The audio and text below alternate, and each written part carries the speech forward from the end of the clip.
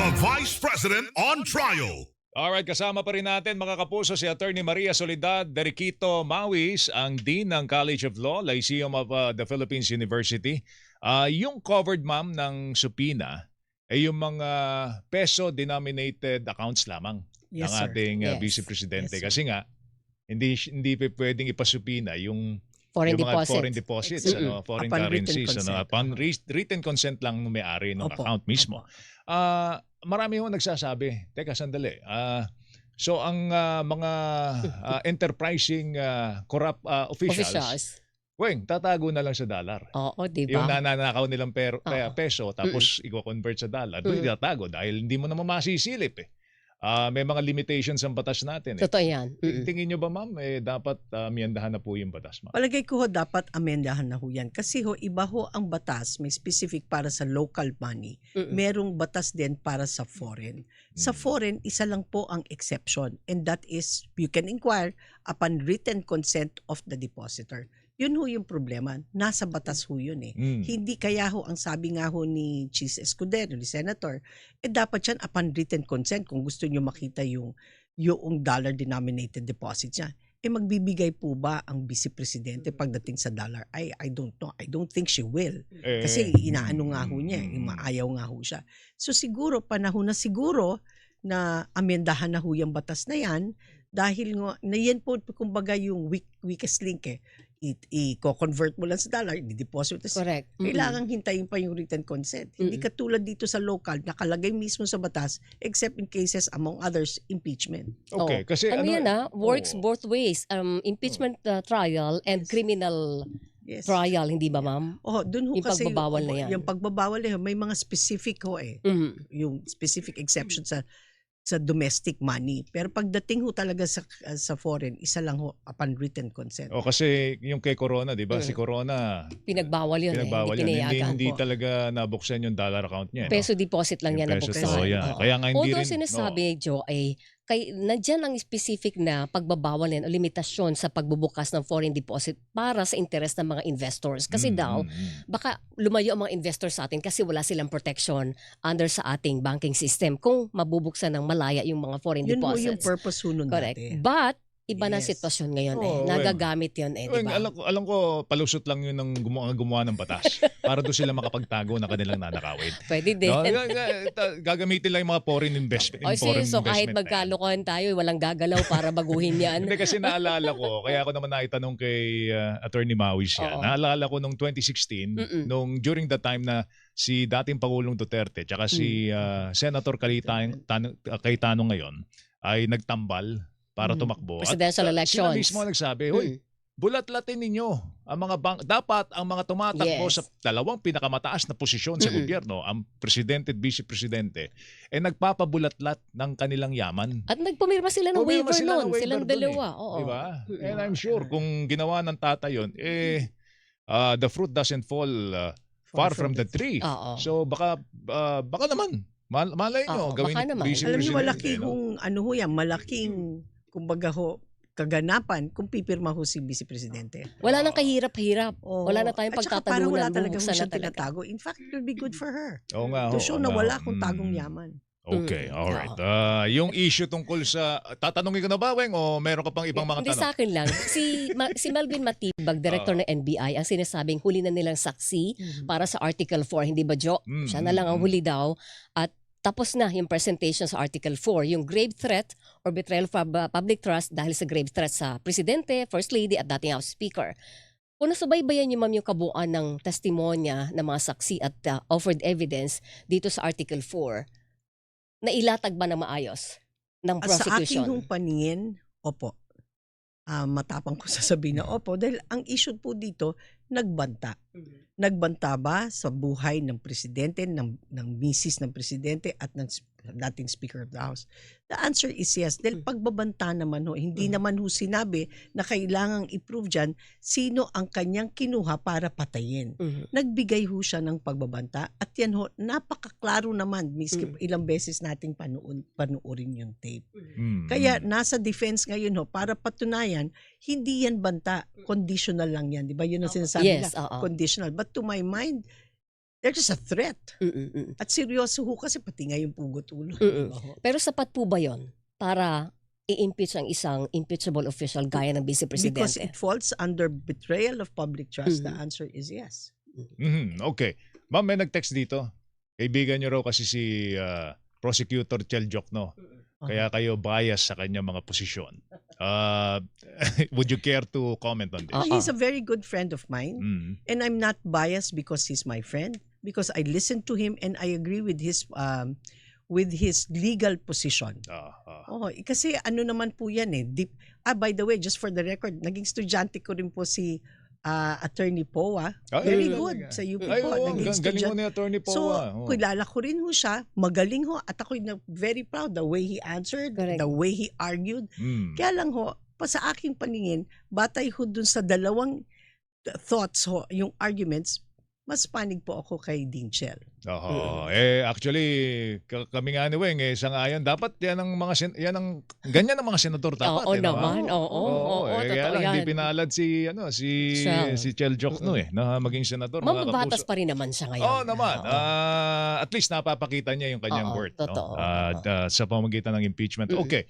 Ma'am, ano po ang timbang ng ginamit ng depensa ng hindi nakita daw ni Director Matibag yung mga naunang investigasyon po ng NBI?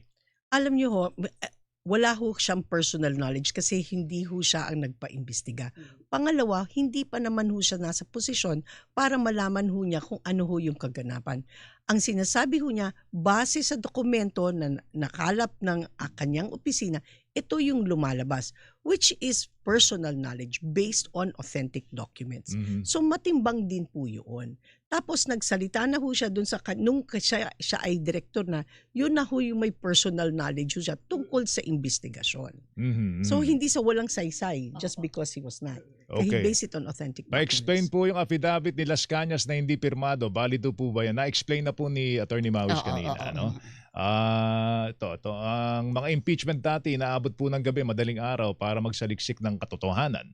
Ngayon, laging may cut-off. Ano po ba ang Laging may pinagkaiba ng cut-off. rules noon at ngayon? Hindi, actually, depende sa presiding officer. Di ba? Yes. Kung itutuloy-tuloy po yan, mga kapuso. Pero ngayon, magbabago yung kanilang schedule, Weng. Starting July 29. July 29 after SONA, Umaga na sila. 10 a.m. ang start hanggang 3 p.m. Kasi yung 4 a.m. onwards, Gagawa ko sila legislative ng function batas. na nila. Gagawa Sila na yung ko mga sila senator ng- na doon, hindi na senator batas, judges. ano, Kung So, maaano ko lang po, alam niyo may po. impeachment fatigue din ho tayong Ay, tinatawag. opo. I'm very sure sa inyo po, napapagod din ho Ngayon kayo po, kapanood na ano noon. na ho kami, nabubuwala na po kami sa sobrang dami ho ng mga legal terms na aming naririnig. Pero maganda siyang paraan, natututo tayong lahat. Sabi niyo nga, yes. di ba din maraming nag-enroll ngayon sa I abogasya? think may epekto ho yung ganun ba? impeachment. Oo. Marami ho kasi gusto kasi marami ho kayo natututunan eh. Totoo yan. Kaya oo. lang ho, yan ho ang inaano ko hanggang tumatagal. Mm-mm. Parang nababawasan na rin yung nanunod kasi nakakapagod din ho. Nakakapagod din po. Nakakapagod Tsaka din. paulit-ulit din po yung ilang mga Yes, tanong. Ano, oo, ah. oo. Alright. Yung issue tungkol po dun sa ano, ma'am? Ano ang interpretation po ninyo sa two-thirds vote? Of all the members? Mhm. Of all productive members? Ano ba ang Kasi interpretation ho sa niyo po akin, ang dyan? interpretation ko ho dyan, hindi naman ho pwedeng kasama sa bilang yung hindi ho uma-attend. Unang-una, isasama ho ba natin sa bilang ang isang senador na hindi man lang nag-take ng oath maging senator judge? Mm. Sasama ho ba natin sa bilang ang mga senador na hindi man lang nakita yung ebidensya, ni hindi nakaparticipate, hindi man lang narinig o yung mga ebidensya na latag? Just because you're a senator does not necessarily mean you can vote. You have to vote based on the evidence, not only based on your political leanings. Mm. Kaya sa aking pananaw ho, kung kayo hindi umattend, hindi ho yan based on 24. Mm. So kung sino lang ang present, ma'am? Opo, Ayun, pagdating sa botohan niya naman, 2/3, hindi Two-thirds. solid 16. hindi solid 16 ho. Kasi Ayun. pagka wala ka doon, di ba, ano na rin yun, it's automatic acquittal eh. Oo. Yes. Di ba, correct, yun ang oo. bilang doon eh, no? Di ba So, parang unfair din yun, ma'am? Kung hindi ka umattend, nagbotohan, wala ka sa botohan, Oo. pero ang vote mo makakount as acquittal. It's unfair. Kaya It's parang very hindi, unfair. oo. It's very unfair. How can a judge decide on something of which he did not participate? Ako yun lang Oo. ho. Unang-una, ilagay na ho natin si Senator Bato. Siya po ba ay nakapagpanumpa? Nanumpa ho ba siya bilang senator judge? Hindi po. So pagdating sa bilangan, kasama siya. Yes, he's a senator, but he was not a senator judge. Oo. Dahil hindi siya nakapanumpa eh. Isasama ho sa 24. Si Senator Marcoleta may request sa Senate Impeachment Court na yung boto niya ay kilalanin at tanggapin sa impeachment trial. Kung halimbawa may mga kailangang botohan, lalo na sa dulo, conviction or acquittal, dapat daw i-count ang kanyang boto. Same thought, yung sinasabi niya na kung wala ka, dapat hindi ka ma-count. Opo, ang pangalawa, ang importante ho kasi, dapat nagampanan mo ang iyong tungkulin bilang senator judge. Nagampanan po ba niya yon? Kung hindi po niya nagampanan po yon, paano ho natin masasabi na ang boto ho niya ay hindi lamang batay sa kanyang sa ebidensya at sa konsensya?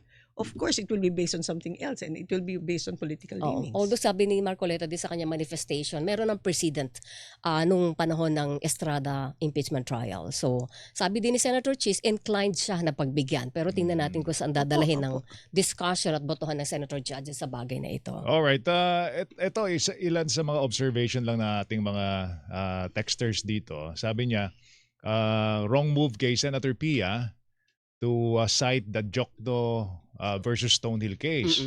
At sinite pa niya kay Chel Jokno. Opo, syempre alam po niya. Tatay niya yun eh, si yung Jokno doon. Oo. Alam po niya yun. So alam na, parang ano nga, ang observation, the senator judge was schooled by Chel Jokno. Jokno. No? Senator Jokno is a human rights lawyer. Alam ho niya yung Bill of Rights by heart. Yung Bill of Rights ho yung cornerstone ng Stonehill versus Jokno. Yung issue tungkol sa pagkakaiba ng general warrant versus the subpoena. Correct. No? Ang subpoena nasa power po ng Estado po. Actually, dalawang bahagi ang ating saligang batas. Yung power of the state and power of the Bill of Rights. Yun, no? Yun yung karapatan at nandun din ang kapangyarihan ng bawat Pilipino. Kumbaga yung Bill of Rights, yun yung limitation ng kapangyarihan ng Estado. Yes. Pwede na ba akong, ma'am? Estudyante ho ng abogasya. Pwede na ho kayo mag-enroll, sir. Pwede ka na magturo. Pwede ka na magturo. Anyway, alright. Mamaya, anong aabangan natin, Weng? Si Director Matibag Matibag pa rin. ulit, ipagpapatuloy ang cross-examination sa kanya. Tingnan natin kung magkakaroon pa ng redirect or recross pagkatapos ng cross-examination ng depensa. Kayo ba, ma'am, nagkakaroon na po ng impeachment fatigue? Oo. Ganda ng pag-amin ni ma'am. Oo. Diyos Madali ko. naman ho. Ma'am, Sabi 3 ng linggo pa totoo. lang Day yan. 9 pa lang, ma'am. Day 9 pa lang. Diyos Kasi ko. Minsan talaga pati kayo magre-research kayo sa sinasabi. Oo, marami ka na. Pero ang revelation dito, mga kapuso, mukhang marami ho nag-enroll ng abogasya. Nagka-interest maging abogado. Because of what is happening in the Senate now. Alam mo, Weng, ano yan magandang maghango din ng mga tanong, bar questions totoo. doon sa mga yung mga lumalabas, nangyayari. no? Lalo na yung subpoena versus ano yan? General Search warrant. General Oo, warrant, ganyan. no? Maraming mga bar questions na pwedeng Ang hanguin doon tatalas sa ng ating utak. impeachment trial. Oo. Ma'am, again, we thank you so much Yes. for My your time. pleasure and my honor. Thank Thank you, you, ma'am. thank Sa you, ma'am. ulitin po. Thank you. Hanggang sa Very susunod na much, pagkakataon, si Attorney Maria Soledad Deriquito Mawis, ang Dean ng College of Law, Lyceum of the Philippines University.